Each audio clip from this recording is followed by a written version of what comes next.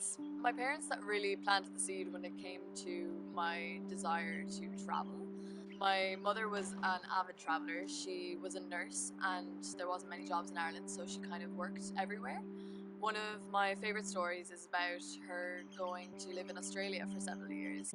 The first time I travelled without my family was when I was about 19, just after I finished my first year in college. I travelled around Europe for about 2 weeks, but unfortunately I didn't have enough to spend in order to fulfill my travel goals. So I saved up for 2 years and I knew that I would be getting the opportunity to study abroad over third year.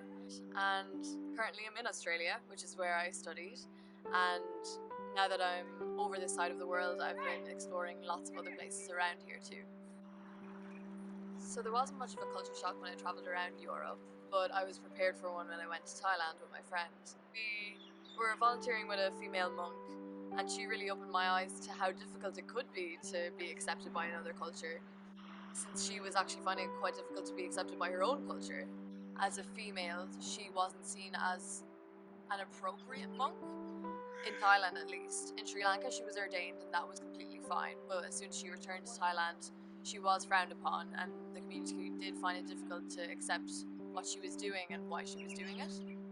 But it turned out that the Thai people that we met were so open and really wanted to know where we were from, and while they really appreciated the fact that Nikuni had taught us a lot about Thai culture and we were very aware of the customs and we weren't going to step outside those barriers, they were just very interested in what our customs were and why we thought certain things and where we were from and what we were doing.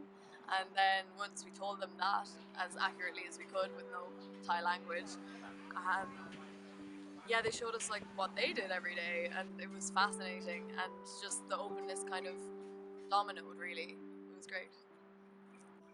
Actually, there was another experience in Thailand as well, where once we left Cooney's home, we went to trek up to see the Karen people, who were locals of the mountain, still living in tribes. A Karen man brought us up into the hills and showed us all these crazy critters. He was such good fun.